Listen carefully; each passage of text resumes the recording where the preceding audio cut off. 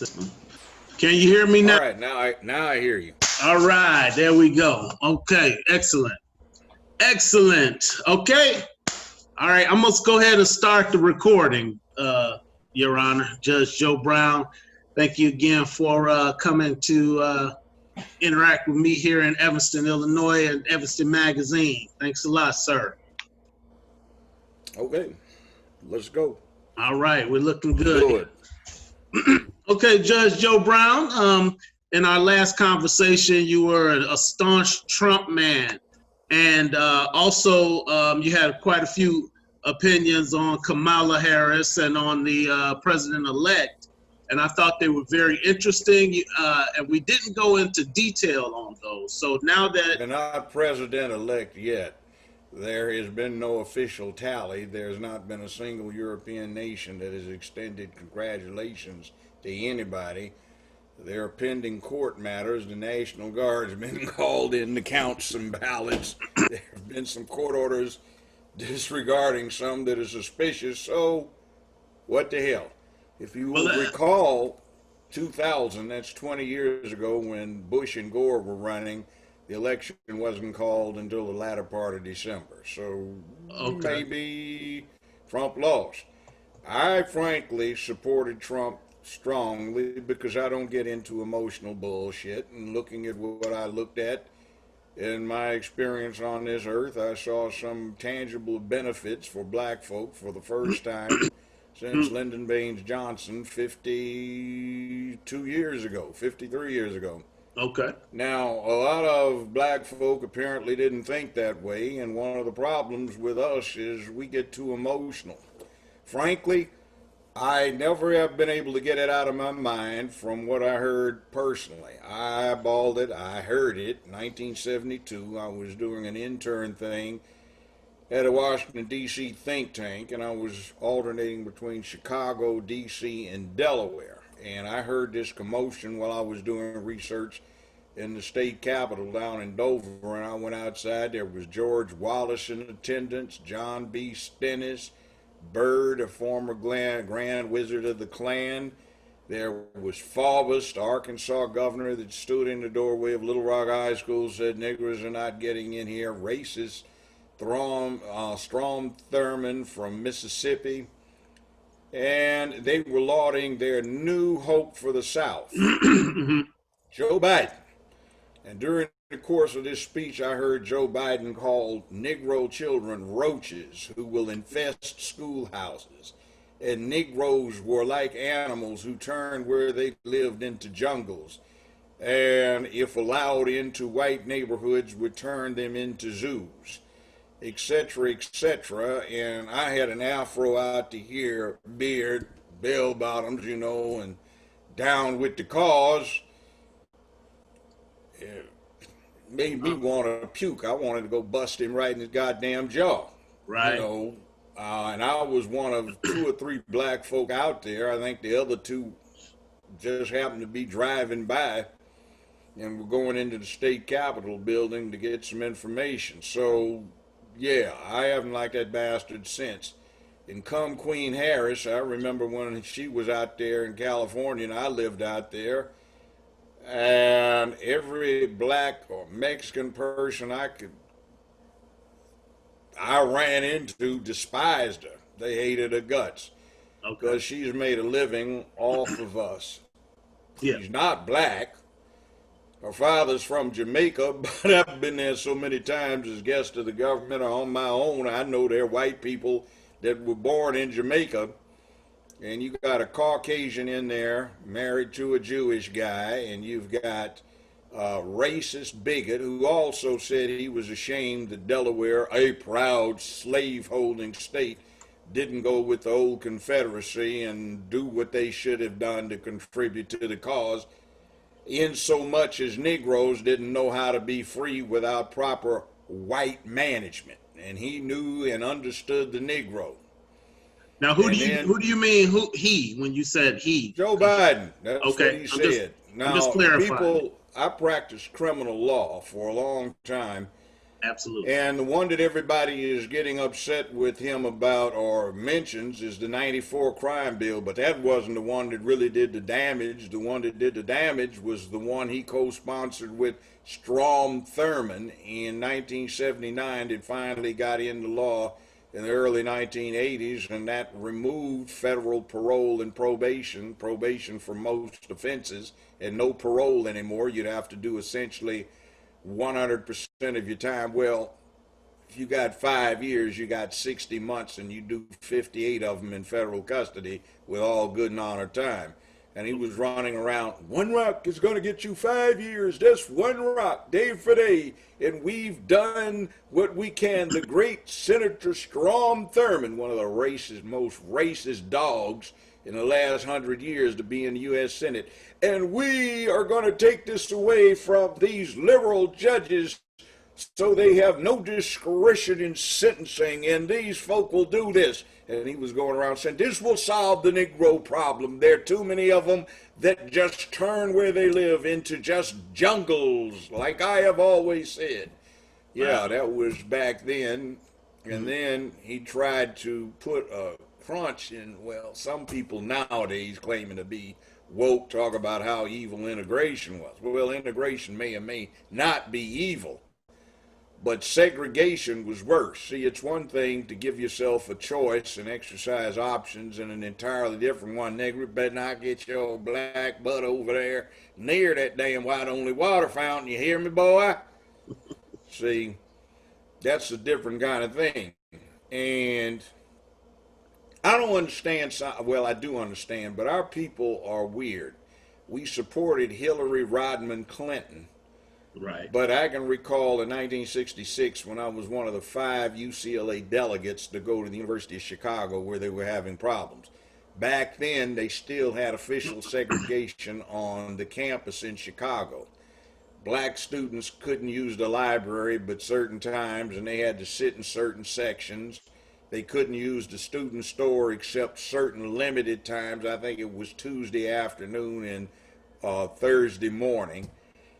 They couldn't eat in all of the cafeterias. They could only congregate in certain areas, and the housing was very discriminatory, and basically you were living in Hood Rat City if you lived on campus housing for black folk.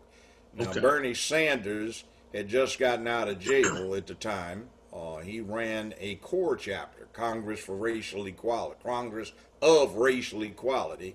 and he had been to jail several times protesting this. And meanwhile, the little Coke bottle eyeglass wearing Hillary Rodham was in her little cheerleading costume for Barry Goldwater, who had run in '64 and got his ass kicked by LBJ. And she was a Goldwater girl, and she was out there carrying picket signs saying, keep the campus segregated. Right. You know, they don't belong with us. So we love that, whatever. I guess when she started getting some Bill Clinton dicks, she flipped over and became a Democrat, but she had been chairman of the Young Republicans at her all girls Wesley College. Right. Now, 67, we went back. I was also part of that delegation, and King was there in 67 to protest the segregation in the Chicago suburbs. At that point, Hillary Rodham and her mom and dad were out there with picket signs to keep the place segregated. If you want to see what it was like, even 10 years after the date in the series, watch Lovecraft Country, and you will see what Chicago was like when black folk were trying to get in certain areas. Okay. So that was the reality, but we seem to have forgotten that. And I don't know. See, my position, I'm not pro-Trump per se. Yeah. I am anti-Democratic Party. Okay. The Democratic Party is the party of slavery. I've never forgotten that. They were chartered in the early 19th century to assist in spreading slavery to the new territories.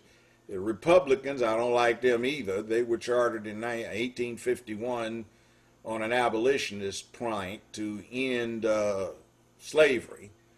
That used to be the party of black folk. Then they kind of drifted over to the Democratic Party under FDR for economic reasons. Truman reached out, and that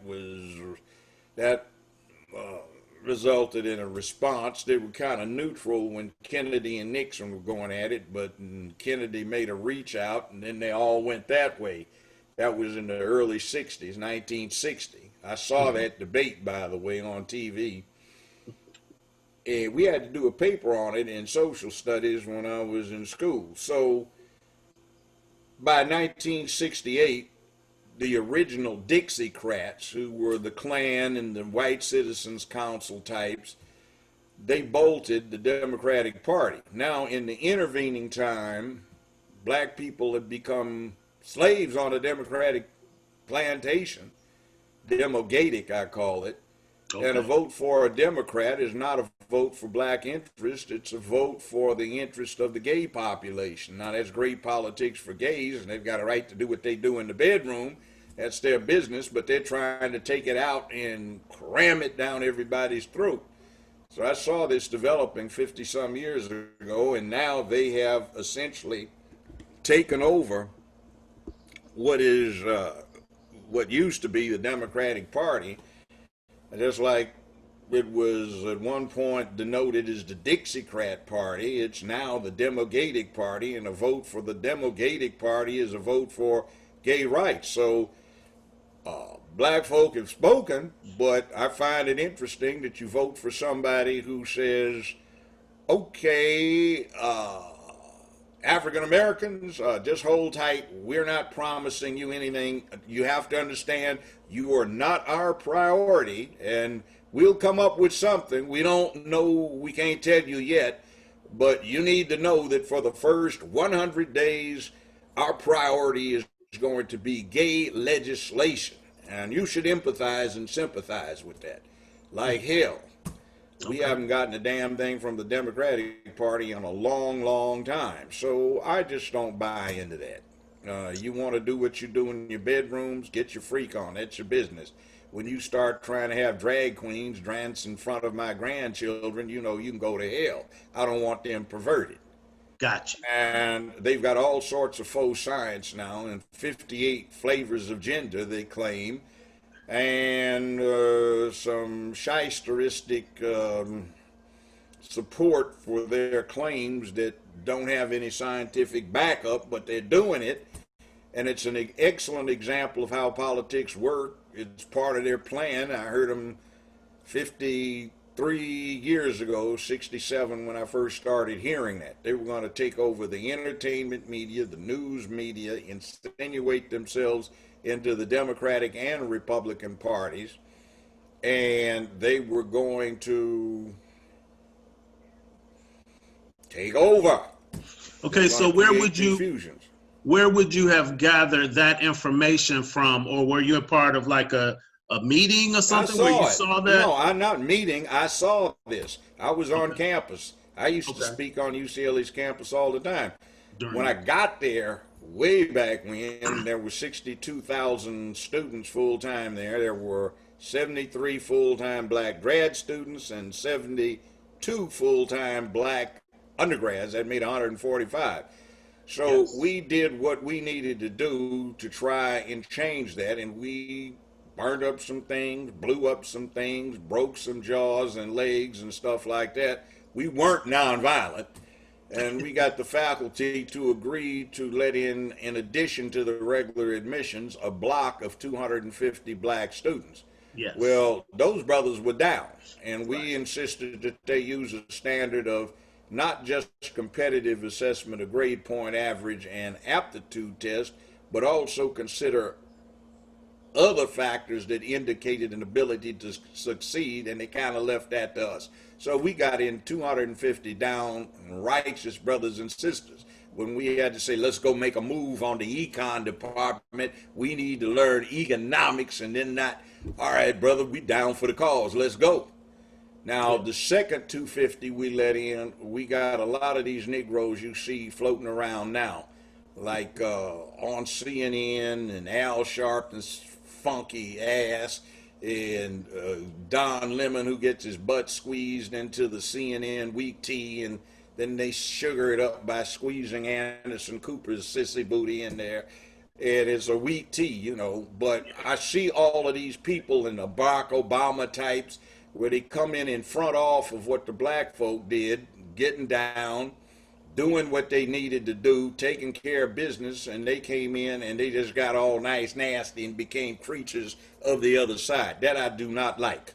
Okay. I remember one fool that I told, look, man, as long as you live, I owe you an ass whipping before you die. And I meant it. His name was Eddie.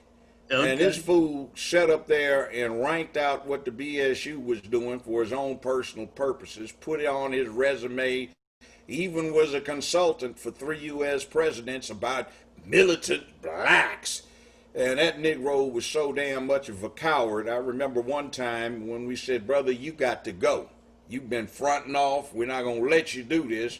And he said, brother, and I never forget this, brother, you understand that it's not that I'm unappreciative of everything you have done for me, but I can't afford to jeopardize my career. You'll have to go on without me, but I'll be there with you in spirit. Grab that Negro. We drug him, and he had on some gray slacks. He was so damn scared he pissed all over himself. And there was this dark stain going down his left pant leg and a puddle of piss around his left shoe. Well, the two brothers would always say, damn, let go of him, and he fell in this big puddle of his own piss. He lost his bladder, he lost his sphincter, and he started shitting all over himself, too. He was so scared. I mean, LAPD was there, the LA County Sheriff's Department was there, the Highway Patrol was there. All of these folk were there. Yeah. And what the hell happened here? I can't see you anymore, and the Zoom thing came back up, but I can see myself. Can you see me? I can hear and see you. Can you hear me? Well, I can hear you, but I can't see you anymore.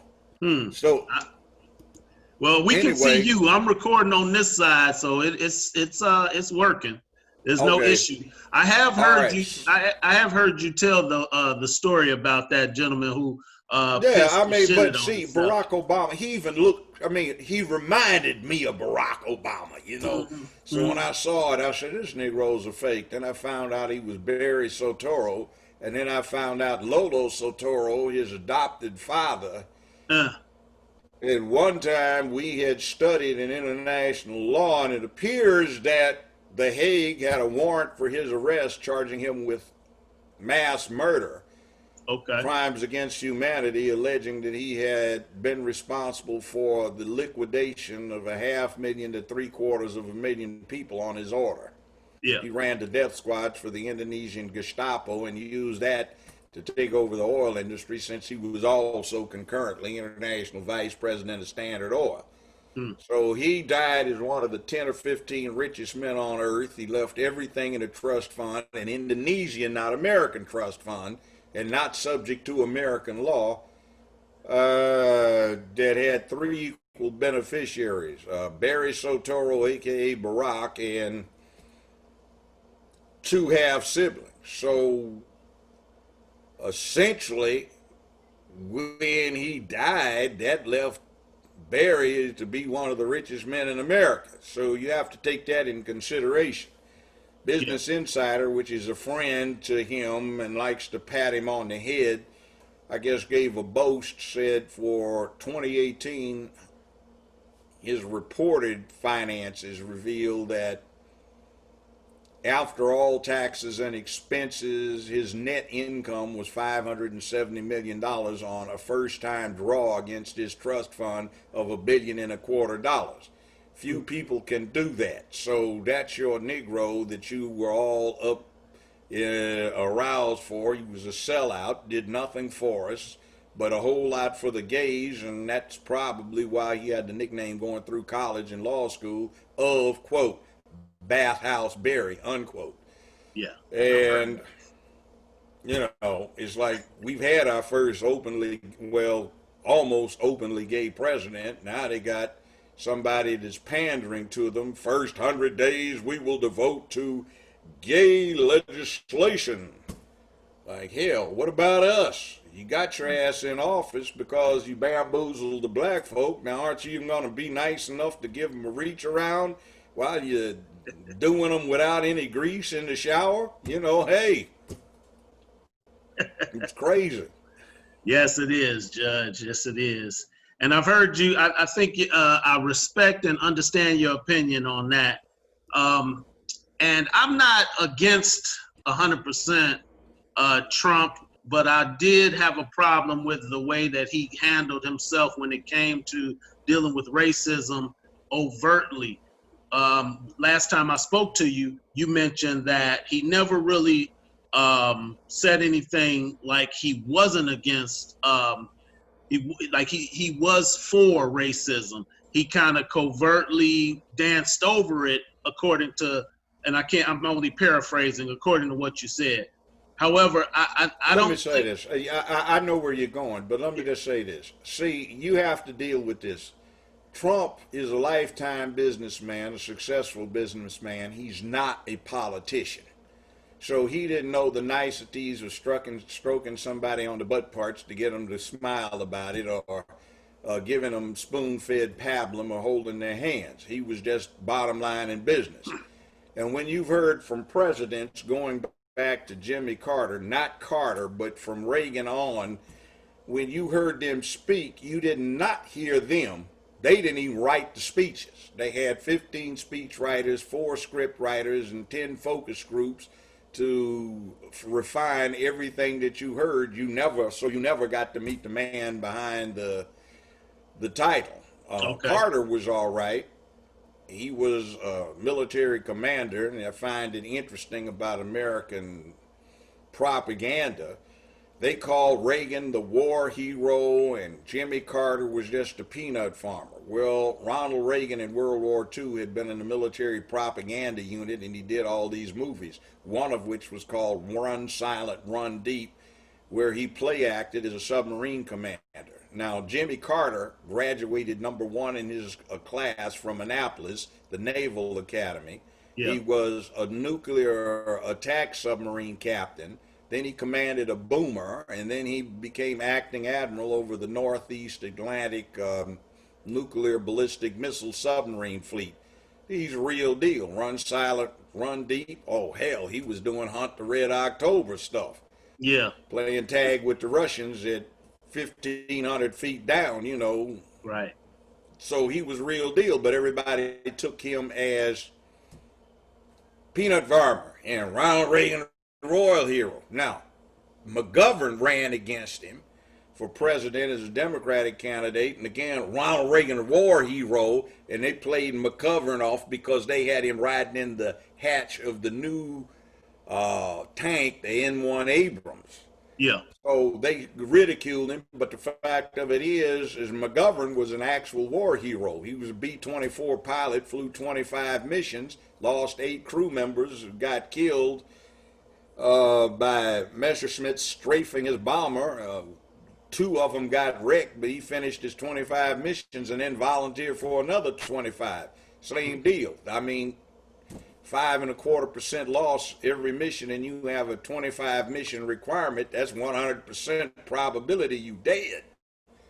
So they disregarded him being a war hero, and the propaganda machine made St. Ronald Reagan the thing. And now, to get the idea why, is Reagan had been president of SAG, Screen Actors Guild. He was a bend-over type, a B-grade actor, and probably had a lot of sucking and bending to do to get those parts. And Hollywood loved him. He was one of them. So are you claiming that Ronald Reagan was a homosexual in some ways? Or am I misreading? Yes. Really? Wow. LGBTQ, if you go to their site, Yeah. they claim that every time you see 10 people in Hollywood, 8 or 9 of them are gay or lesbian or bisexual, or they're drag queens or they're pedophiles. Okay. LGBTQP. All right. Now, that said, you have this problem of what I saw 1967 when he was campaigning for California's governor. Okay. We picketed him on 3 occasions over 2 days. Yeah. He gave the exact same performance. I don't say speech, but performance. It went this way. Al, I seem to have a problem. I can't seem to find my speech. Have you seen my speech, Al? Well, my fellow Americans and Californians, I guess I'll have to wing it. And he went on with the same speech. He scratched his head the same place in each speech. He dropped his pen the same space, went to bend over to pick it up and stop. Well, I probably need to leave it there. And let's go on and, excuse me, I'm ad-libbing this. And it was the same thing for these three speeches. Right. And we all looked at each other. Wow, man, this is not a speech writer. This is a script writer. And everybody said, Hollywood, be great actor. Right. And I talked to the White House chief of staff. His name is Ed Rollins. We were drinking whiskey at the Little Nell Bar in Aspen. I used to ski, had a place up there. My wife was a ski instructor. She's still black, but she was a ski instructor and she could ski. But anyway, we're up there talking at the bar. He said, Judge, you know, I'd never met the president, even though I was the White House chief of staff. I said, what? He said, I met the individual known as Ronald Reagan, but he was too damn brain dead to be the president. He still had the ability to memorize a script, so we had a special room set up like it was old-time TV studios with the shells from these old cameras mounted on pylons, and we'd sit him down with a table with the script, turn the lights on, and he would perk up and he would be able to memorize them and hold them for half hour, and we'd immediately start off. And that thing where he always went this way walking to the helicopter like he's got a hearing aid, we just said, that's part of your script. Remember, if anybody says anything, point there right before we let him march out. Yeah. Like he was too gone to say anything. So who was running the White House? Now, Gil Scott-Heron and the Jazz Messengers, they had, I don't want to call it rap, but it was a poet thing, and says, ain't nothing but a B movie. Right. And they were talking about who's running the White House, who's the president.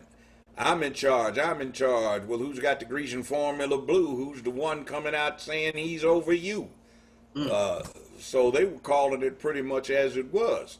Yeah. Jimmy Carter was not bad, but he was too much into business and being an executive rather than patting somebody on the butt and making them feel better. See, right now we've got the tail end of 50 years worth of propaganda that I heard these people plan sometime before that, where they're going to make everybody think the president was supposed to do everything for them. Big white daddy in the White House is supposed to protect you, hold your hand, make you feel better instead of being an administrator. That was what they did with St. Ron the Ray Gun, you know. So you had Jerry Ford, he was a drunk, you know. He got in because of the mess with Nixon and Agnew. Yeah. You had Tricky Dick Nixon, and before that you had Lyndon Baines Johnson with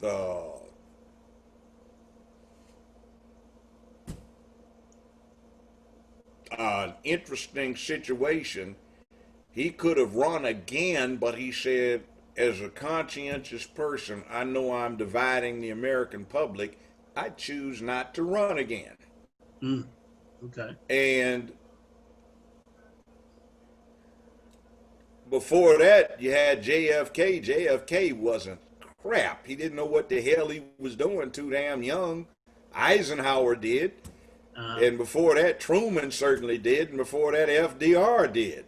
Got you. Now, if anybody wants to answer this question, think about who was the vice president under Lyndon Baines Johnson and who ran for president against Tricky Dick Nixon. It's an interesting question. The AKAs are talking about they have the first black Greek to be looks like will be a vice president, but they're wrong because there was an alpha who was vice president under Hubert Humphrey, and he certainly wasn't black. He was a white boy, bald-headed white boy. His name was Hubert Humphrey. Okay. And he got made as a member of a black frat back when they were applying plenty of wood. By the way, this sissified way they make frat folk now and sorority folk misses the point. The reason they used to be brutal is because the Black Greek organizations weren't really social organizations. They were underground uh, organizations fighting apartheid in America, aka segregation. And the way they brutalized you when you got made is so if Sheriff Billy Bob caught your butt, he couldn't beat it out of you. Right. What you knew. I'll give you an example. Emmett Till. We leave 2 unsung, 3 unsung heroes on the table. Okay. When Emmett Till got lynched, Yeah. the call went to Memphis. A.W. Willis, an attorney and an alpha, and Russell Sugarman, his law partner and an alpha, along with, we called him Old Man Withers, Ernest Withers, who was a former one of the first black cops in Memphis and a photographer for the Army. They snuck down into the town and they took 6 rolls of film of his body. They didn't even develop them. The mission was to get those 6 rolls of film to Illinois, get them developed, and then get the pictures to the governor of Illinois so he could order the body returned. Well, they did, but A.W. got captured, and they tortured him for several hours, but he managed to escape and get free. Right. So I had a conversation face-to-face with him before he died several times. Yeah. I was practicing back then, well, not back then, but not long after. And he told me he was thankful he got made hard because that kept him from succumbing to the torture that these Klansmen were trying to put on him and help him maintain the clarity of mind to escape. He still had scars. Right. During the course of getting those rolls of film out of Mississippi, I think there were 5 cars that got shot and or burnt up and several people wounded. But you see, we don't talk about that in our history because that wasn't designed to appeal to all of the do-gooders who say, oh my God, they're hurting the animals. And see, here's another thing. For the first 50 years of the 20th century, there weren't any civil rights laws. There was the 14th, 13th, 14th, and 15th Amendments, but the 15th Amendment was being used for the good of the fictional person known as a corporation, not black folk. Right. And what they did to get black rights was use the SPCA laws, Society for the Prevention of Cruelty to Animals. The theory was if you couldn't do it to a dog, you couldn't do it to a Negro. Right. I've heard that before. So, you see, you have to deal with some realities. And when you heard these people at this college I went to, university, UCLA, where they've got 60-some thousand full-time students, we had public address systems where you could reserve a place they call Meyerhoff Park any day you wanted at any time, and you could go in and you could get on and everybody could hear you halfway across the campus, miles around. Mm-hmm. So they were planning this. They were going to take over the American means of communication, and they were going to use that for propaganda purposes. So they were saying, 1, male chauvinist pigs need to be displaced and put in check. You had poetry in the poetess. Nikki Giovanni was going around talking about black men are evil. And sisters, what you need to do if you want to have babies, just find somebody that can knock you up and then don't even tell the bastard he's the daddy, because the worst thing for a child is to have a man in the child's life. So she was saying that, and in fact, several of us cussed her out at one of the BSU meetings she came to, the second one, when we just, that's enough. Where have you gone? You lost your mind? And then you had the anti-war types who bought into this thing that war is a man thing, and the way to stop war is to change the way boys are raised to men. They must be raised like girls, so they emote, they cry, they shout, they let it all hang out instead of being so uptight, la-di-da-di-da, kumbaya, under self-control, and they won't let all this stress build up and go to war. Biggest crock of garbage you can think of. And then see, the movie industry was going bankrupt because of color television. So it used to be that a movie studio had to put out almost 200 movies a year, and they had the same slate of actors in every movie they did and the theaters they went to. And every Thursday they had 2 new movies that showed, and every Sunday they had 2 new movies, and they went for just those 3 days, no matter how popular they were.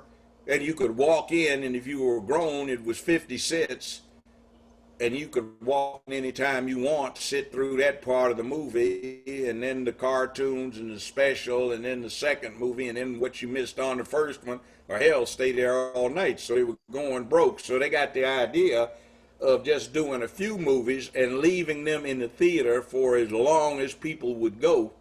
Yeah. And coming up what was known as the blaxploitation movie, whereby a formula, which they still use, and they used in that movie Black Panther, they would get black people to come spend their money and get cash flow for the Hollywood studios. Right. And see, ABC, CBS, NBC, Disney, at the time, Disney was just television. That was different from Warner Brothers, 20th Century Fox, Paramount, and all of that were movie studios. Now they've sort of mixed up, but they were going broke. So they decided that the main threat to feminism, not women, but feminism. These were lesbians and people that hated the fact that they were women and hated men worse. So they hated what they were and hated what they wanted to be. Right. And they decided to vilify men. And they were talking about it openly. They'd get 3,000 or 4,000 people gathered around at one of the little rallies in Meyerhoff Park, and you could hear them. You go to another campus and you'd hear the same thing. It wasn't anything that was underground and quiet. You could hear it. And if you heard them planning it and knew what they were trying to do, you could see it develop. And it's going, man, people listen. You don't realize what's happening to you. See, back in 1960s, late 60s, if you wanted to be a brother that was on his game, you had to be in college. First off, you wouldn't be having much game because your ass would be sitting in a swamp in Vietnam with 110-degree heat, swatting the bugs off in the Kong, sitting ready to take you out. Right. So everybody went to college, and everybody was trying to vine down into suits, and be cool. Yeah. Then you got that crap with the blaxploitation where they started, instead of being up here, where you had your head together, you had knowledge and education, and it was all about trying to use opportunity to do what you could do to get yourself together. It started switching over to the current thing. When are they going to give us reparations? Okay, that sounds normal, doesn't it? We need reparations. We've earned it. We deserve it. They need to give it to us. See, that was so alien to what we were thinking about 50-some years ago, because it was, we don't need you to give us shit. Just get the hell out the way and we'll do it for ourselves. Right. But you see, we don't think that way because we got into the welfare state where, what are you going to give me? What is I'm entitled to? And see, the whole damn country is into what I'm entitled to, not what I can do. Mm-hmm. And particularly us. See, we've switched over to a government check subsistence where if you don't have one, it's how many hoes can you hustle who get one? Mm-hmm. You see, that's bad. That's a destruction of manhood. From having neighborhoods led by men, we now have matriarchies where there are no effective men around. They just tear the place up instead of protecting it, making it a better place, dealing with economic prosperity, sense of purpose, ethics, public peace, dignity, and order. Yo, man, it's about pimping, man. How many hoes you got, man? I got 4, man. 2 of them got a good job. One of them hoes got a crazy check, and the other them get AFDC, man. They takes care of me. Oh, yeah, man. I'm moving plenty merchandise, man. A lot of cheddar to be made, gold to be won, and ladies to be played. Yo, see, that's wrong way of thinking. And it has corrupted us. And as a people, I look at this, and it's not where I'm in on any secrets. I'm just looking at it. Gotcha. I'll give you an example. Right now, if you were in a restaurant and it's all polished, and you drop some of your food on the floor, you're going to leave it and let the staff clean it up. Right. 100 years ago on a polished floor, 200 years ago, they'd have picked it up, made it because it looked clean. But you know about germs, so no, I'm not going to eat that. All these people have been walking around out there on the sidewalk, and folk have been hacking and spitting and stepping in dog shit and then walking on the sidewalk, and the rain may have scattered it around, but it's still some dog shit down there. Right. You know, but see, when you see stuff, you know stuff, then you got a different view of it when you're taking a look at it. Yeah. So, la-di-da-di-da, everything's changed, and where did all this come from? No, man, I don't need to give you an authority. I saw it. I am the authority. I'm the eyewitness. Well, I want to see the sign. See, more TV garbage. Jury started showing that the last few years I was on the criminal bench. Well, where are the scientists? There are no scientists. That's television where they give you this CSI bullshit. The eyeball, the ear, you know, they hear yak, yak, yak. They see the actions. That's all the competent evidence is. Well, if somebody can lie, yeah, but you have mechanisms to assess the credibility of witnesses. And people do lie, but you're assuming good character. But nowadays, they assume everybody's got piss poor character. They don't know how to be manly. The truth is not in them. And their whole way and method of looking at life is deception. Yeah. So, yeah, they have this attitude. Well, Judge, where was don't they have a CSI or something in Memphis? No, sir. You got eyewitnesses. And in any event, contrary to what you see on TV, if they had a CSI, it couldn't be admitted until some witness who eyeballed something or demonstrated some ability to connect with it raises his hand and authenticates it, lays a foundation. They don't get it. So everybody wants to know, cite me your references. No, you lazy asshole, go look it up yourself. Or you listen to me, I saw it, I was there. Hell, yeah. I was there. You know, right. A lot of people will tell folk that. I'm a witness, I was there. You know, well, how do you know that? Because I saw it. That's what people will tell you. Right. So like, hey, man, I don't believe you, man. Well, you calling me a lie? No, man, I just want to see what's backing you up on this. Well, fool, I saw what Stomp did to Earl, man. I was there. Right. I don't care, man. I want to see somebody. Well, how many do you want? Sometimes it's just you in the wilderness and nobody sees what the hell's going on. And somebody stumbles on it, but you know, that doesn't make it not happen. This is true. So we have this thing right now where we don't focus. We're too deep into emotionalism. And the main thing that needs to happen is that something must be done to continue to protect the Second Amendment. And this crew does not seem anxious to do that. And in fact, they want to attack it. But you are talking about defunding police. You want to leave black folk unarmed out there, down holding their ass and down on their knees praying, I suppose. But prayer doesn't stop bullets. Doesn't now and never has. And we don't get it. We have a need for some more money going into economic development. In other words, some of our own tax dollars coming back, but that's not happening because the priority is gay. We have some stuff that we need to deal with about protecting our children, but we're about to get another episode of who gets to piss in the girls' room besides the girls, and that wasn't the extent of it.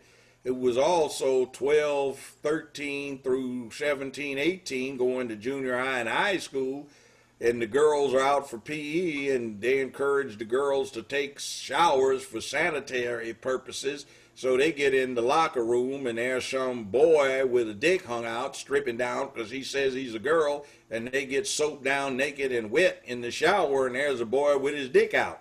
Now, any fool ought to know what kind of chaos that's going to cause on the gossip circuit in a high school or junior high or middle school, unless he or she is a damn fool.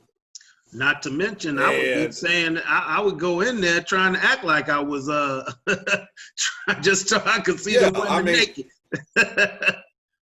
That's a cliche. That used to be what they did in those sitcoms or the comedy movies. The Yeah. guy would play girl and he would be on his period, so he couldn't get in the shower. That would be the excuse. So they drill a hole in the wall so they can look into the girls' locker room and see Like them naked. Porky's. I mean, and these boys aren't like they've been getting laid. Yeah, Corky's. And it's not like they getting any booty. They aren't.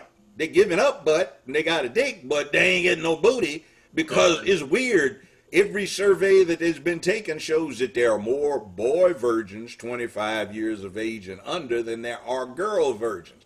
These guys ain't getting laid, and they got this incel insanity that's out there where these nerds are going around talking about they want to kill women because it's women's fault they don't get pussy. And it's just you ain't getting none. They giving up the booty and getting knocked up too, but you ain't getting the booty. And then that's crazy too. What happened to the girls where, somebody just puts the dickhead in and they get knocked up?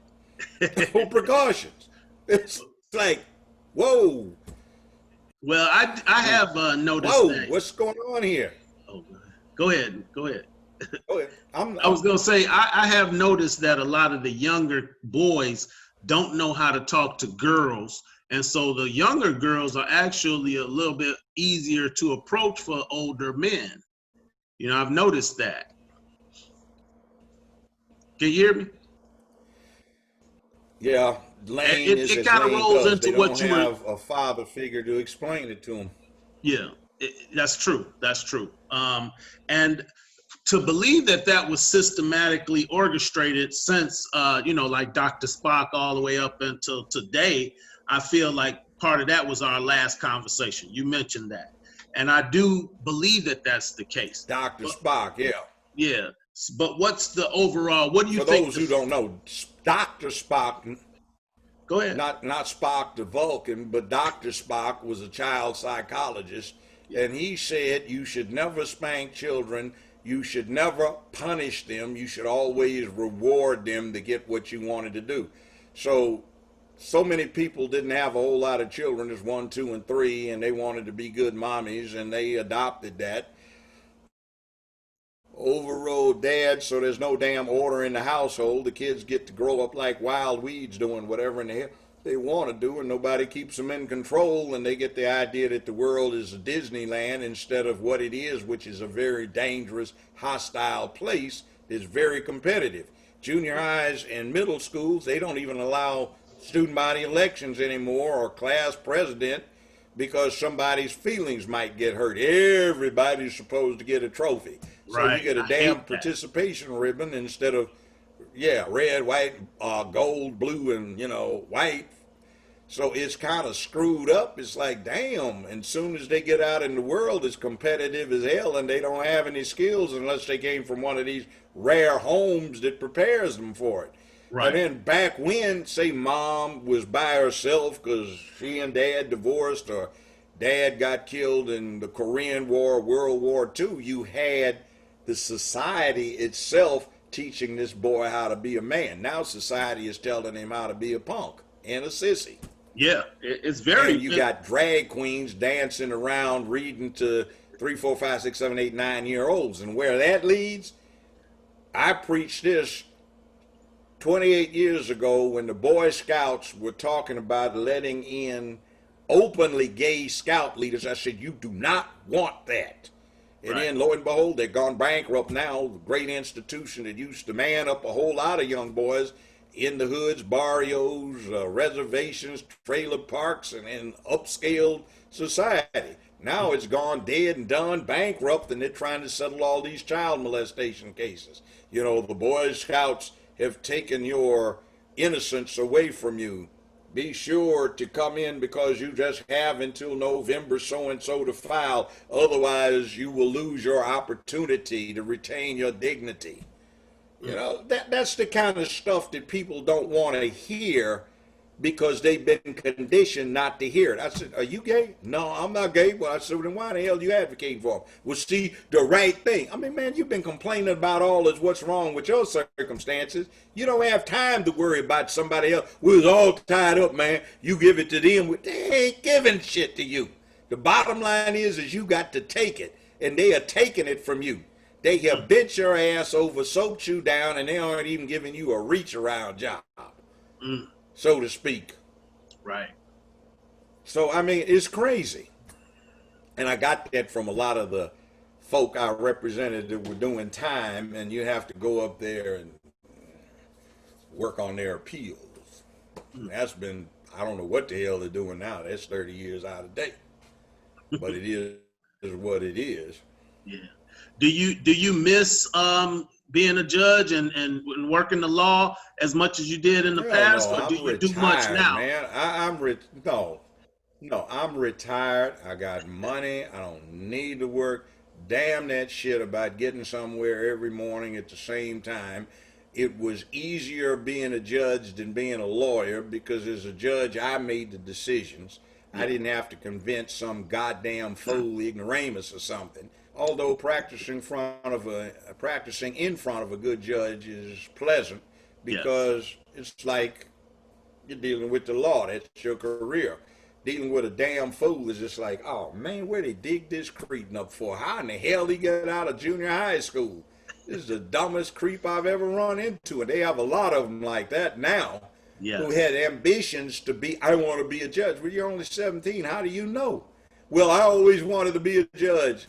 Well, goddamn, don't you think you need to find out what the real world is about and get a calling to be a judge and learn to I don't want to practice law. I just want to be a judge. You can't be the judge unless you know something about the law. You have to be experienced and learned in the law and wise in the ways of the world to be a judge. But too many of them are too damn young. They don't know shit. They haven't experienced shit. They have kids that are still in kindergarten, and they haven't had to support anybody, send them through law school, or not law school, to high school, pay the tab of the boy is getting big and he wants to eat 5 hamburgers at a time. And, you know, what are you going to do? Right. And then the girl wants to go out with her friend girls, and this boy that's coming over you know is wrong, but you say, honey, please don't do that, mama. Oh, the hell, mother, I'll do what the hell I want to do. You know, hey, it's gotten way out of hand. It doesn't work that way. Yeah, but as a judge, this is what these people don't get. When you're a judge, if you are a wise one, you get this part of the equation. Yes, that you're dealing with the most violent animal on the planet Earth. We kill everything.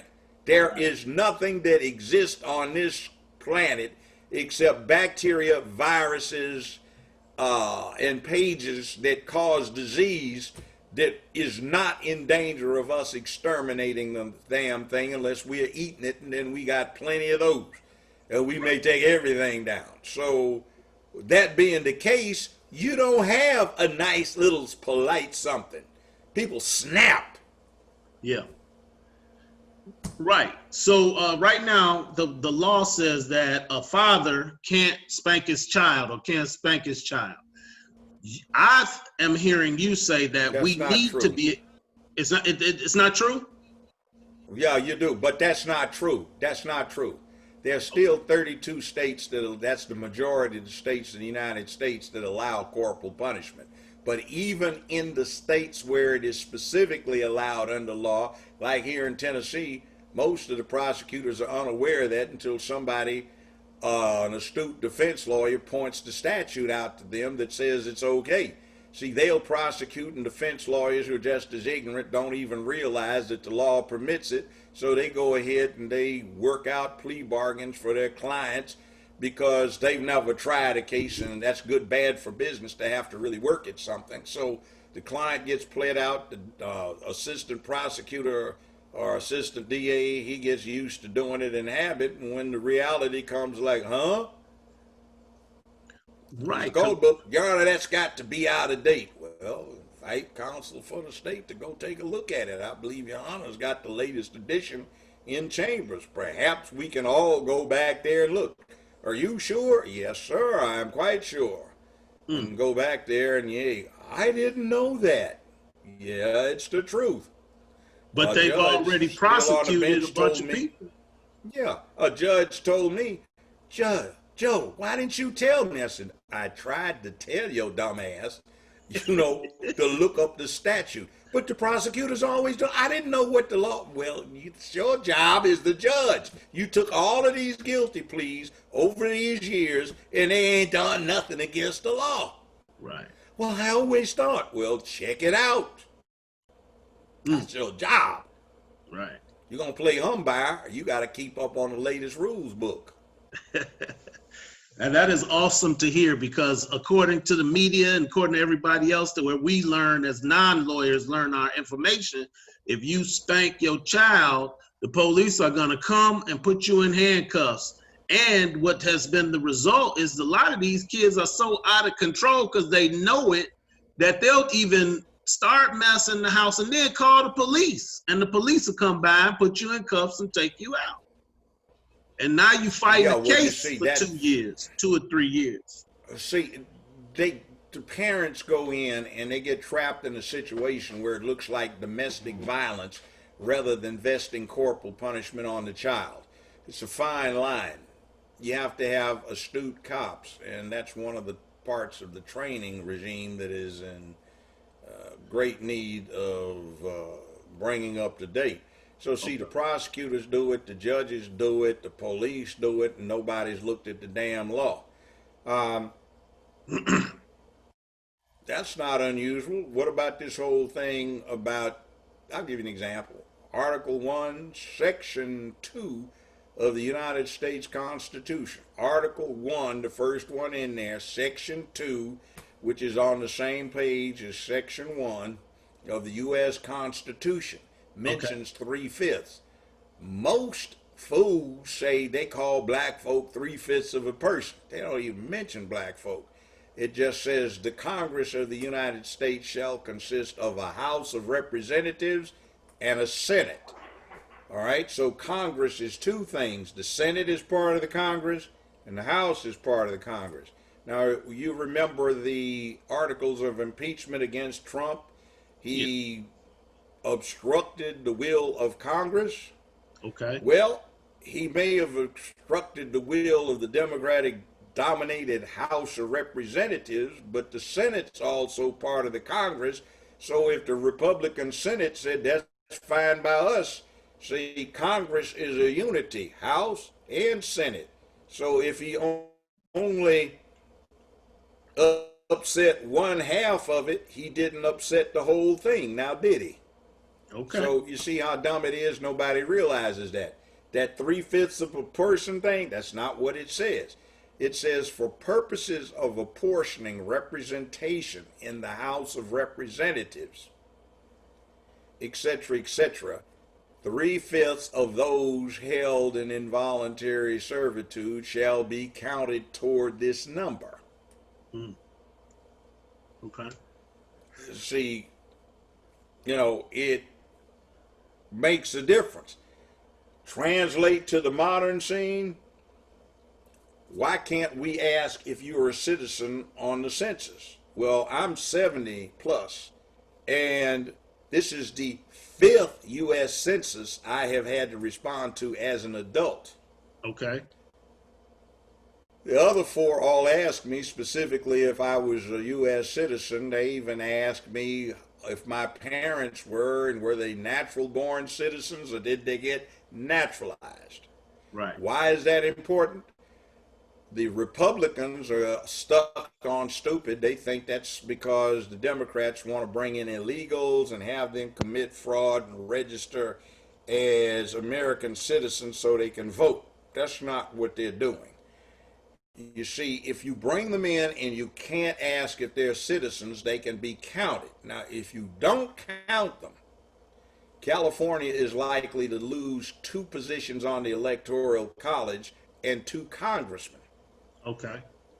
If you count them, they not only do not lose the 2 positions, they gain 2, perhaps 3. The same with Illinois and New York. So what happens if you get to count the non-citizens, you pick up extra people to push your point of view that the individuals they're supposed to be representing can't vote. So in other words, we get 2 extra congressmen to do the will of California. So while we here we go, we get more clout and we don't have to answer to more people. By the way, why the Electoral College? Well, let's go back to 2016. Hillary Clinton beat Trump by 3 million of some votes in the election. So she got the popular vote. Right. But until you included California, Trump had more. So if you include California, in California itself, because of it being far left liberal, Hillary Clinton got 4 million more votes than Trump. But when you added everything up, that wiped out part of her deficit. So she got 3 million more. So effectively what happens is if you don't have the Electoral College, everybody can stay home but California, Illinois, New York, Florida, and Texas. And Dallas, Houston, Miami, you can throw in New York City, you can throw in Los Angeles, California. They'll decide the election, and nobody else has anything to do with it if it's just by popular vote. And I don't think a lot of people would like to live under something dominated by the state of California. So you have the Electoral College to keep the main population centers in the country, in the biggest states in the country, from controlling what everybody else does. Yes, you know, I totally understand. You may not want such things. Yeah, you may not want a thing where your tax dollars are spent to paint sidewalks and crosswalks rainbow colors. You know, you may not want to spend that money. You may have a thing about, I don't want drag queens dancing in front of my grandchildren or my children, but if you left it to California, then they'd put it in where it became federal law. You had to do that. Right.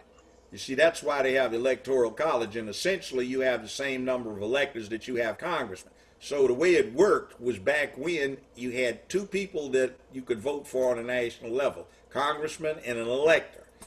It took, say, maybe 3 weeks to a month to get from the far reaches of the old republic to Washington, D.C., and they didn't have television, telegraph, and instant communication, so nobody knew these candidates. So somebody would say, I want to run for elector, and if you elect me to be on the board of electors for the Electoral College, I promise I will vote for somebody that will do you good as chief administrative officer for this corporation known as the United States.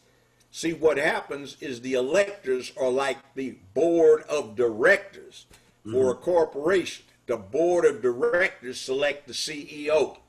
So what happens is the board of electors are voted on by the stockholders, which is the board of directors are voted on by the stockholders. The stockholders are the citizens. They vote for the Electoral College like the corporate stockholders vote for the board of directors, and the board of directors chooses the CEO, and his job is to be chief administrative officer for the United States. The legislative function comes out of the Congress, and the judicial function comes out of the judiciary, the courts. So no one branch is supposed to be superior to the other. So you hear people running for all kinds of things, particularly the president, promising there's going to be tax reform. Well, they don't have the power. Under the Constitution, that power is exclusively vested in the Congress, the House and the Senate. So they lied to you when they say they're going to reduce your taxes. That just says you have some influence with these folk in there. Yeah. Now, prediction, whoever comes up in the White House, and it ain't over till the fat lady sings. I mean, the indications are Trump can give it up, but there are some grounds that are legitimate that may keep that from happening. Whomever is in there, you're still going to have the House, and the House is going to be pushing for gun control. And after all this dies down over the choice of president, midterm elections are going to do what the Democrats ran into in 94, 2010, etc. They're going to do bullshit about trying to strip the Second Amendment of its meanings, and people are going to say hell no and turn them out to put people in there that will protect their possession of all these guns they just bought. the pandemic scare and social unrest scare. So Right. it's going to be same old, nothing's new under the sun. True. Now, speaking of that, what is your opinion on this tough boys or whatever these dudes who Trump say, and they're bubbling up in a thought that they are going to do some kind of attack on people because Trump lost the race?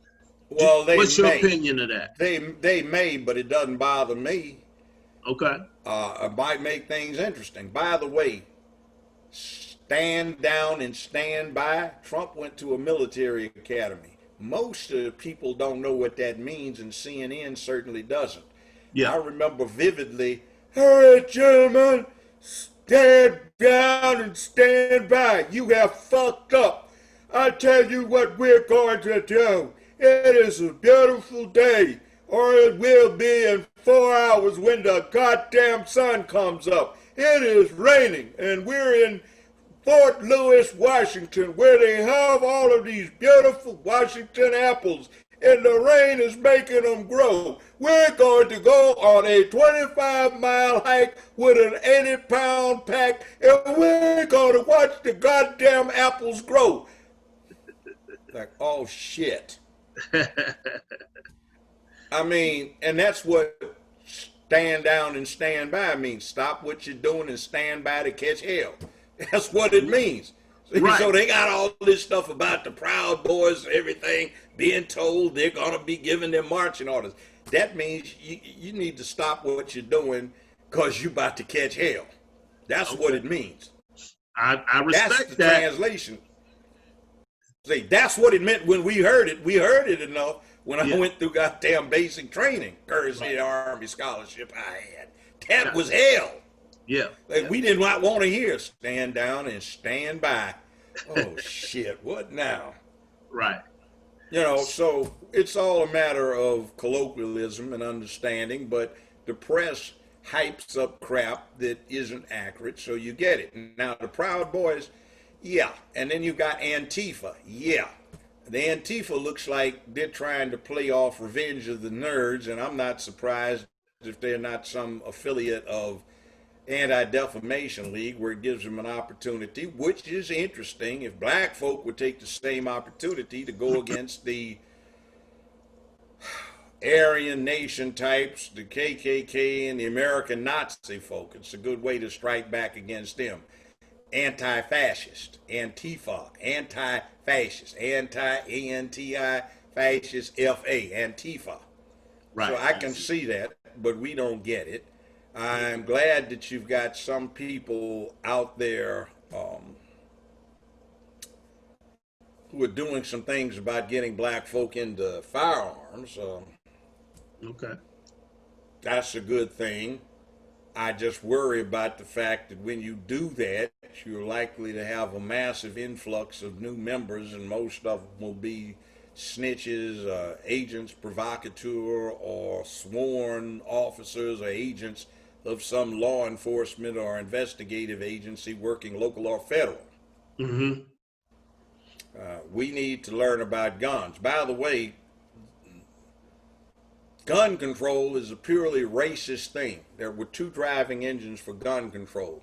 A, in the South, to keep guns out of the hands of blacks, not whites, and in the North, in the East, to keep them out of the hands of the Irish, who, until a special act of the House and Senate in 1878, were classified as non-white. They did such service for the Union and the Johnny Rebs during the Civil War that they decided to declare them white folk. In 1954, they declared Mexicans to be white. Okay. You know, they had served in Korea and World War II in integrated units, whereas black folk were segregated. See, black folk don't do shit. We just sit there and take it. We'll go sick ourselves on whomever we get sicked on. And we're like wolves inside a kennel barking at the wolves. We're like dogs inside a kennel barking at the wolves that are roaming free outside of where we are confined. Okay. And when we get let out and off the leash, our job is to chase down the wolves, amongst other things. So that's one thing we have to do. Now, I'm Okay. not interested. I'm not conservative. I'm not Democratic. I'm certainly not Democratic. I'm not Republican. I'm an independent politically. But Mhm. my motivation is not conservatism.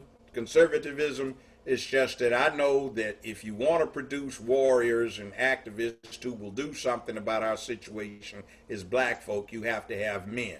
If you want men, you have to have well-trained, conditioned, and acculturated and socialized boys who will become men. They have to be taught masculinity, and it has to be packed firmly inside their souls and hearts. And that requires effective families and fathers in the families. And when somebody is proposing something that I perceive to be anti-family, anti-masculine, I say, go to hell. I'm for whoever is on the other side. And the enemy of my enemy is my friend. Right. Now, you have only to look at FDR, Churchill, and Joe Stalin sitting around in the table in Malta plotting on how they're going to do in Adolf and Tojo. Hmm. And then as soon as they accomplish the joint venture, which is anti-fascism, Cold War for 40 some years, Right. 45 years. And now Russia is a capitalistic democracy. And if we had listened, it had nothing to do with Ronald Reagan. I read a paper in 1967 that Lenin wrote in 1919. It was a translation. He said, Russia cannot become a democracy until there are no sufficient numbers of Russians who have a living memory of their enslavement under the czars. He said, I predict this will happen by the last decade of the 20th century, somewhere about 1990. So in 1990, when Gorbachev declared perestroika and glasnost, those are the exact words that Lenin used. In 1990, I predict glasnost and perestroika will come into play. So in 1990, when they carried out their plan, which was a 70-year-long plan, the ignoramuses to see what Ronald Reagan did. He got them to back down because of the economic. No, that wasn't what it is. They had a plan. And that's what I heard on the campuses. They had a 25-year plan, 50-year plan, 75-year plan, and a 100-year plan. And we're right into the midst of the 50-year plan where they look at it as a home game. The last 100 meters after you've run 10K. Sprint them, and that's what they're doing. But hopefully for the public, it'll be a matter of, like B.B. King said, never make your move too soon. And as far as black folk go, it's like we're playing football, and to use a sports metaphor, we got a running game, but we don't have a passing game to open up the running game, and we just keep getting piled up at the line and no yardage. Right. See? You have to have flexibility. And as far as having any black economics, the only hope I really see is if we have a cadre of young black people who get into science, technology, engineering, and math, that's STEM, and they create new opportunities like the dot-com revolution where there's nobody in it and it's wide open to anybody that can handle it. Mm-hmm. And the churches have controlled so much of our finance that if we don't just burn all of the damn places down and get rid of them so we can get somewhere, they ought to, amongst themselves, set up some financial institutions with all of the large amounts of funds that go in that buy the pastor's wife a new mink coat and his daughter a new car and him a new ride and get their house paid for, or and trade his in and girlfriend get another a new house ride. and take vacations while the rest of the congregation. Yeah, right. Girlfriend a new ride and fur coat, whereas the rest of the congregation is suffering. Yeah. We have too many churches infesting our neighborhoods. We need to get rid of most of them, and we need to do, they're worse than liquor stores. They eat up all of our available capital. Just here in Memphis, I remember 33 years ago, I was talking to some friends in the econ department at UCLA when I went out there for a quick vacation. Mm-hmm. And they showed me this list. I said, yeah, I recognize them. Those are some of the bigger churches in Memphis, but not all of them. He said, yeah, well, that's the point. Just these churches here over the next, you put it, 40 years are going to have an obligation to pay out almost $12 billion in mortgage payments. I said, damn. Wow. He said, well, that's the point we're bringing it up. 12 billion right here in Memphis. That could be black capital for investment. And what is it doing? It isn't even staying here. It's going for some damn mortgage. The church built in front of the mortgage fund, and it's going to Pennsylvania, Miami, or New York someplace. It doesn't even stay where you live. They aren't even hiring a black secretary with that. Wow. Yeah, I haven't looked that deep into the churches, but I do recognize that, like this Creflo Dollar dude is buying a $600 or $200,000 or a $2 million plane, I think it was, or something like that. I'm like, this dude's a, you know. By the way, I'm listening. By the way, Bitcom since this election dropped from going on 16 down to 14 point something. It's dropped. So that's an economic indicator. But good luck on the job front.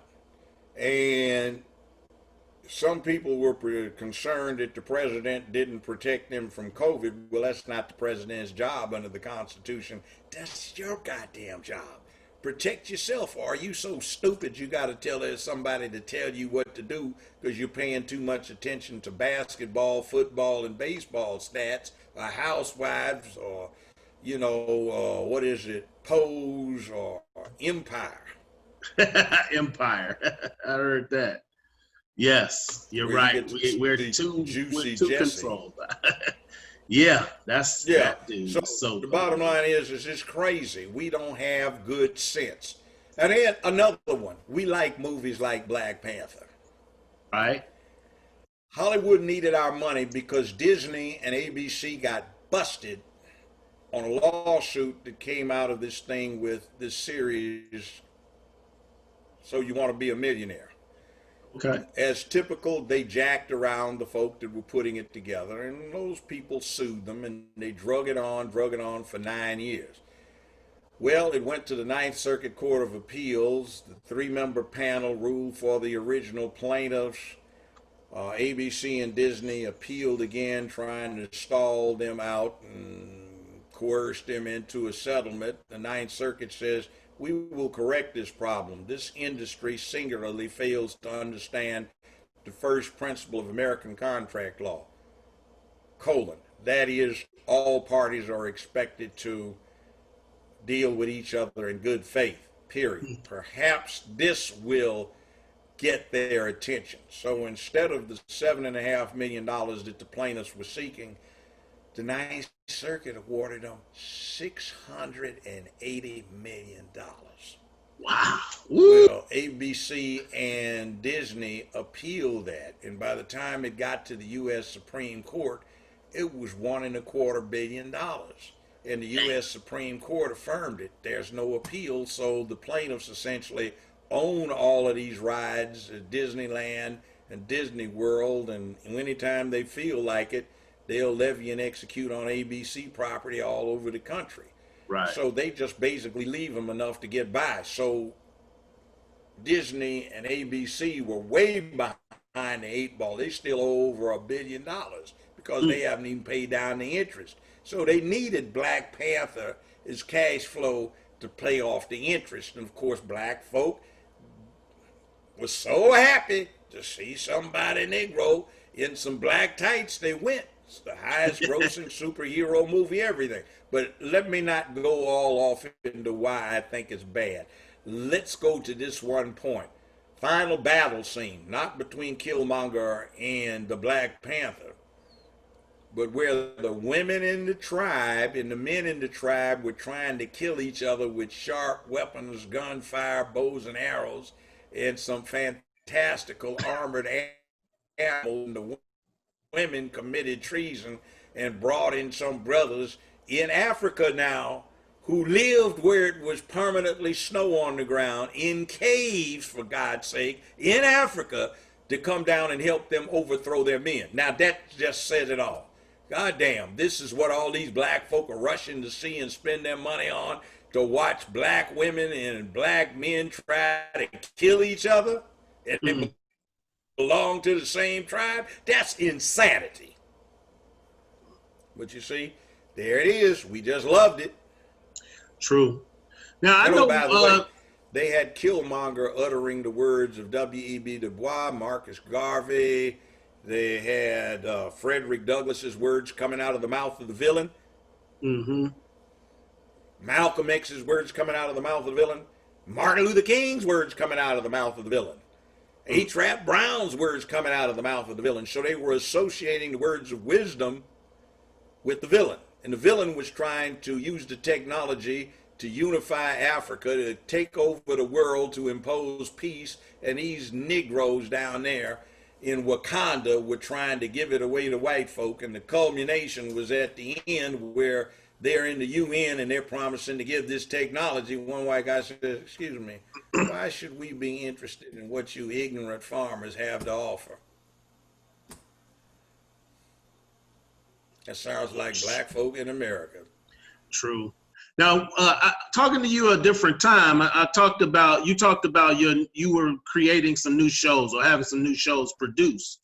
Oh yeah, but I'm blackballed, so screw that. I was just trying to get the message out, but it's blackballed. The words out there, don't deal with Joe Brown. He's not friendly to the LGBTQPIA plus cause.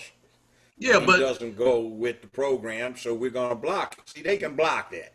Well, yeah, but with the internet, I know, but you can't do but so much on the internet. And then see, like, I'm just trying to build up some people to do that. So you use Twitter. But right, like Twitter, right now, this week, there are things on Twitter you cannot retweet. Right. What happens is you may have already read the article, because somebody sent it to you, but if you go to your Twitter site, go directly in through the link to that article and say, this is deep and I'm going to retweet it, they won't let you. They say you have to read it first. So you just take time, scroll through 3 or 4 times fast, and then just wait 30 seconds or a minute, and you go back in and you can do it. But all this other garbage, they let instantaneous retweet, trying to encourage it to go viral, but they're trying to tramp down any other thing that doesn't go that way. So if you talk about masculinity, and it's an article, say, from BBC talking about it, or from an African newspaper, or for the Washington Post, or for New York Times or LA Times, it says something favorable about something like masculinity, you can't retweet it until you convince them they go through it. Now, you talk about black folk being misogynistic, or you take some faux science trying to justify 58 gender versions of what used to be 2 male, female, and you can retweet that all day long if you wanted to. See, it's like that. Put in Twitter jail because their algorithms say, you made someone feel uncomfortable. And oh my God, he killed himself because they were bullying him online. Kill the goddamn weak ass fool. Let him kill himself. We don't need that around. Need strong people in this world. I respect that. I believe that if you produce some stuff and tried to sell it, you would be able to sell it. It may not happen on NBC, but you got, Spike. Then you have these other people that have their own channels. Byron Allen is trying to buy channels. Jay-Z. Fuck Byron. Fuck that goddamn handkerchief head sellout Byron Allen. That motherfucker tried to put a knife in my back. We recorded his ass discussing it with CBS executives. And let me tell you what that shit was he was trying to do. Okay. Every goddamn show he wanted to run was already being played by Comcast. He wanted to get in touch because we all were CBS syndication. So right. CBS syndication, CBS has a problem. Years ago, in resolving some conflict about who covers sports, they made a deal with Fox that if they go on cable or satellite, they have to go through Fox. So the millennials and Generation X would not like the fact that CBS, which is supposed to be part of their thing, has got to go through these horrible Fox people. The exception was if it was a minority. So, like, for example, Comcast is carrying every one of those reruns, not new production that he wanted to do, through Bounce TV, toward One TV, toward Oprah, and through another channel. Now, I'm on Bounce. Bounce was chartered by Martin Luther King III and Ambassador Andrew Young from Atlanta and two other brothers. TV One was by some sisters put that together. Oprah, but she's got white lesbians running the thing now. So it is what it is. It's nominally black. So he was trying to get on that. So he went to the Supreme Court. All of our little shuck and never pay attention to what's going on responded to the damn dog whistles of it's racism we're fighting, and they trying to down this brother who's trying to do his thing, which is basically just sell us out, because it still leaves us with no new production. Right. So what he did is, I said, it's nothing going to happen at the Supreme Court, so you're demonstrating on the steps. Do you really want to have an influence on them other than to say we're paying attention to what you do? Because to have influence means mob justice. And you saw what happened to Dr. Cosby with mob justice. You saw what happened when the people who admittedly killed Emmett Till got walked out of there after chewing tobacco the whole damn time up in the court proceedings, which were a sham, and then got paid good money to confess after they got acquitted with Look magazine that ran the whole interview for 2 weeks running. Yeah, that's mob rule. So we really need mob rule. But, oh, you can't tell the Negroes they don't know how to be black because they don't think for themselves. So Byron Allen's thing got sent back by the Supreme Court for further findings, one of which was if Comcast were to do this with Byron Allen, would in fact they make a profit? Answer, no, because everything Allen wanted to run, they were already running. Every single damn one in that used, well, that rerun stuff, that rerun library. So what happened is the compromise was they would give him a nominal recognition so CBS could work through him to get their stuff on satellite and cable without going through Fox. Okay. Big deal. We got nothing out of it. Negro has never done a damn thing for black folk in his whole damn life. So while we whooping, he's not any damn billionaire either. That's CBS money fronting him off. Now, ask me how I know it. Just because when I get involved in something, I send out my spies. Look here, man. Here, this is Christmas bonus. $5,000. Yes, sir. I just want every scrap of information you hear from anywhere. Judge, 2,000? Yes, sir. You just come back and tell me, and see these folks still do it. Still on good terms. So I got spies everywhere in that industry. I hear it. I even had this shit where I got recordings of these snake-ass Negroes sitting there trying to sell black folk out. I'm not going to publish it because that defeats it. I'm not going to do it just blackmail. I don't want to blackmail them. But the bottom line is, I know what the hell these sleazeball Negroes are doing. Okay. I know who gets it up the butt and still got a dick. It ain't even strap on. Well, my point in bringing it up is you can create the like a show. Yeah, but see, I do have a show. Yeah, I got one. Valerie Denise Jones and I do one every Friday from 4 to 6 Eastern Standard Time. You can call in, but it's on as syndication the following week. She's a grad student. She's working her ass off being a grad student and doing this. Why is she doing it? She just wants to do something relevant for black folks. She's evolving and I'm teaching. Right. We do another one earlier in the week. I'm on 10, 15 blog talk things like yours. I know, I'm watching. Week. Yeah, I know. So, and so I would love to see you end up with a show where you want it to be. You know what I mean? Because I'm not sure where you would want it to be, because every time I bring somebody up, you let me know the problems with their station, like the major stations for sure. but there are Yeah. outlets in order to get it out, and your celebrity would bring people back to that station and possibly build it. Well, you know what's funny? I can't even get a blue check from Twitter. They say you're not who you are. By the Okay. way, that's at Judge Joe Brown TV, and I don't have a damn blue check. I went on Facebook. Somebody said open up a Facebook account. I sent them ID, passport, shit, everything. They wouldn't let me be Judge Joe Brown. They put me down as Judge Jose Brown. Uh-oh. See, it's just this subtle thing. Yeah. For 15 years, see, like most people don't know, I was either the #1 or #2 syndicated show, not just judge show. I was beating Oprah every day in the ratings. Well, Right. every week anyway. Right. For the last several years, stomped on Phil. Ellen DeGenerate wasn't even in the ratings. She couldn't even break 1.0. And they Right. usually canceled the show and gave her another one because she's the poster child for that thing. Yeah. Now, it is what it is, and you got all of the, oh, he's a misogynist. No, I'm not a misogynist. I'm just a man, and my opinion, men give guidance, women give advisement, and I ain't following any woman. You want me to follow? No, you going out there on your own. I'm going over here, guys. You want to follow me? Follow me. Mm-hmm. I'll get you through to the promised land or something, at least through the minefield, because I know what it looks like.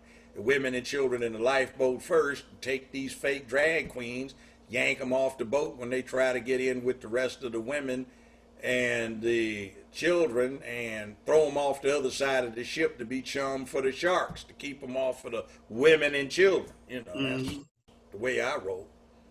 I just in my soul, I believe that even if you created do you have a YouTube channel? Your own? I had one, but it is what it is. I turned it over to a group known as Celebritunity that I work with. Is a guy named Swat English, and my brother and best homeboy, the late Clifford Stewart, who passed last month. He was an interesting person. He had a PhD, master's degree, Yeah. 2 undergrad degrees, graduated summa cum laude from UCLA. Black Belt magazine called him the most dangerous human alive in North America.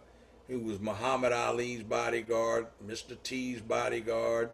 When Larry Flint got shot, he was Larry Flint's bodyguard, Joan Collins' bodyguard, the sheikh that is in line for the Saudi throne if they haven't shot him, Wesley Snipes' bodyguard, you name it. Cliff was up there on the top. That man had the fastest reflexes I've ever seen in my life, especially when he was 285 before he got to 320. Big man, fast. He's trained with the same instructors that Bruce Lee did, and Bruce Lee's main coach and instructor said Cliff was the better student. Now you just imagine somebody 285 that when he was 19 could bench 485 and do reps with that. We call him Superman. Was he in charge of your channel or something like that? He was my co-executive producer under the show. I brought him in. Okay. And he and a Swat English were putting this together. The name of the outfit is Celebritunity. Okay. I'll look that up and join their page or whatever. But now they are doing stuff. I know they're doing a thing down in Atlanta right now for BET, but I sort of keep just in the background so I don't get them blackballed by the powers that be. Okay. They keep coming up. They just asked me if I wanted to do this thing that fell through because somebody that was the money behind it went broke when something went wrong last year, and they wanted to know if they buy up all the debts and obligations, would I keep going? Yeah. I said, yeah, I can do that, but don't expect it to go. But, it's a good avenue to get the message out, which is, brothers and sisters, think for yourself. You have to deal with focusing. Quit looking at something somebody's going to give you and say, get the fuck out of my way. I can do it my damn self. Get the opportunity. Because there's so many people that look just like us, come in here and in 2 decades, 2 generations, they run every goddamn thing, and we're still here. We don't know shit because we just don't think that way. That's You see, well, I it's think it's all changing. about. A lot of people that I know Is it? I think so. Entrepreneurial spirit is flowing through a lot of the people that I know. We don't necessarily just grab jobs and sit in them for 30 years no more. People are building their own stuff. Thing.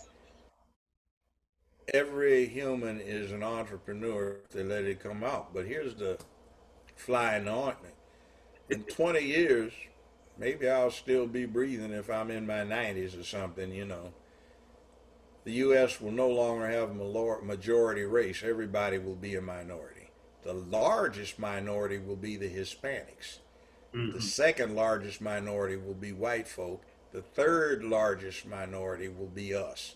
Now, as in England, where they have a parliamentary system and no one party gets a majority, 2 minority parties combine to get the collective majority, and they run stuff. Now, the likely party, unless we do something starting now, is going to be Hispanics, white folk. Now, white folk and black folk, we've been dealing with each other. We kind of got down the relationship back and forth. Hispanics, damn us, who the hell are those folk? You know, us. If you go to a penitentiary, you see the Aryan Brotherhood, the Nazis, the Klan, the motorcycle gangs. They're over in that corner. Don't anybody mess with them. Over here, you got black street gangs inside the pen, Mexican street gangs inside the pen, South American street gangs, and they're all killing each other. Chicago, that isn't a black on black thing. That's because that asinine idiot of a mayor, Lightfoot, spent community development money directly with Hispanic street gangs, and I guess they bought up some of the hardware inventory that got stolen out of the boxcars in the unguarded rail yard. And they've armed up, and you got brown gangs killing black boys, and you have black gangs killing brown boys, and it's insanity. But black folk can work together with brown folk. You have only to look at Harlem. Right. There is a rose in Spanish Harlem. Go to Puerto Rico. Aida Rodriguez, a good friend of mine. She's an excellent and funny stand-up comedian. Fine, too. What's her name? And in her family, Aida Rodriguez, also known as Funny Girl. Okay. She talks like she's black, but she sure enough habla español. Muy rápidamente, eh? And in her family, same mom and dad, you got folk that range from blonde-haired, blue-eyed to her, paper bag brown, fine, tall sister, to somebody looks like they just got off the boat. Right. They habla español. Eh, señor man, hombre, homes, ma. No habla español muy bien, que comprende mucho, vato. You all right. Right. And see, they have black folk coming from Costa Rica, parts of Mexico, and they habla español. They look like black Americans, but habla español muy bien, muy rápidamente. You're all right. Right, absolutely. But you see, that's the thing we're going to have to do. So what kind of groundwork are we doing to set up the coalition for them, with them? Because if we don't, and they deal with doing a coalition with the white folk, damned if we even going to sniff reparations, because if they talk about reparations, it's going to be to them for losing California, Nevada, Arizona, New Mexico, and Texas. If you want to see how rank it is, go through Miami Airport and you run into the descendants of the first wave of Cuban immigrants that are down there, and see how they treat you. I'm going to Miami this upcoming Tuesday. Let me give you a word up. If you need to find something, ask at least 3 people that look like they're official, because the Cuban folk, first generation, they'll deliberately mislead you. They'll route you out of the security area and you'll have to stand in security all over again. They'll send you on a goose chase to the wrong side of the airport.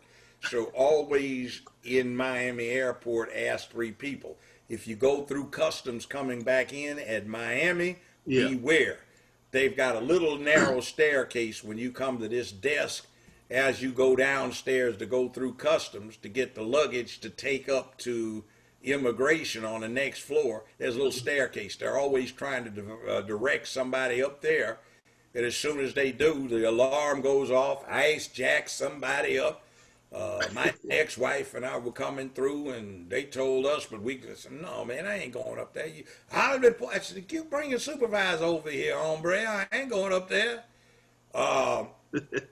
And this white couple went up there. They were in their late 20s, early 30s. Man, threw this dude up on the wall, elbow in the back of his neck, smashing his nose up against the wall, threw his girlfriend down on the ground. She had a little short sundress and some thong panties, and her little pale butt cheeks were turning pink out in the air. Everybody was staring at them, and they had knee in the back, just like they did Mr. Floyd, you know. And they jacked them up. Then, you know, we started yelling, hey, they got told to go up there. Yeah. So the guy came over. You saw this? Said, yeah, this dude here told him. He told me and my wife to go. And everybody said, yeah. So the supervisor came and, God damn it, I told you not to do this. And he laughed. Done it again. And it ain't funny. Right. And by the way, these are American citizens with American passports. They jacked their ass up. ICE jacked them up. Man, that was rough. So, ooh, that looks like that's smart. That's like LAPD jacking back in the 60s, man. That ain't funny. But they're American citizens, so why the hell does somebody get to come across the goddamn border to take more jobs and they're illegal? And by the way, it ain't just who you think. Last time I was in California, in LA, I heard this conversation at a gas station. Hey, Vato, man, where you thought all these shit, man? Speak some English. Fuck all this illegal shit, man. I'm born here. My parents born here. My grandparents here, man. I'm an American, man. Fuck all these shit, man. They don't need to be sneaking across the goddamn border. Come in like we did, man. Hey, Holmes, you understand, man? Yeah. Yeah, I got a couple buddies. Motherfucker, what's wrong with you, man? You know, and that's the conversation going on. So it's hype. Why do you want these folk in?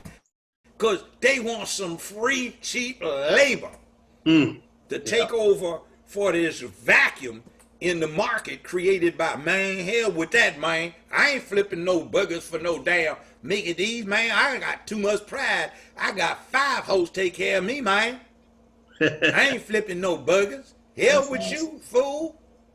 See, all right. No, I get it. I get it, Judge. Got lots of cheddar to be made, merchandise to be moved, man. Cheddar to be made, gold to be won, ladies to be played, man. Hell with all that job shit. Yes, I get it. So I'm going to have to wrap this up. It's been another pleasurable time talking to you, Judge Joe Brown. Do you want to go ahead and close us out with your usual statement?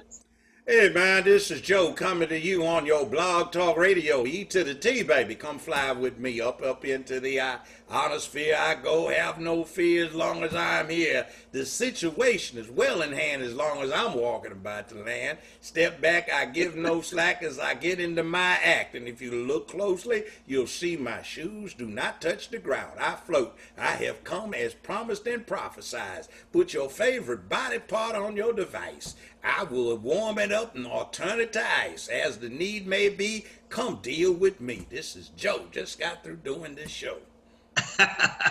Thanks a lot, Joe. Judge Joe Brown, your honor. You can say that I used to be a DJ 53 years old ago at a small station we ran at a place out in L.A. at an elementary school called Trinity Avenue Elementary School. But there is that. So I'm out of here. You can catch me at Judge Joe Brown TV, and I don't have a damn blue check. Get angry, get motivated, but you know, I don't talk to slaves. I talk to free people. You got to get your own head together to a certain point. I'm like one of these martial arts masters. I don't teach beginners. I heard that. I will talk to kids to inspire them. There. So I'm out of here, brother. It's been good. Thank you, sir. Carry on, and I appreciate what you're doing. You're part of the solution and definitely not part of the problem. All right. That's right. Thank you, sir.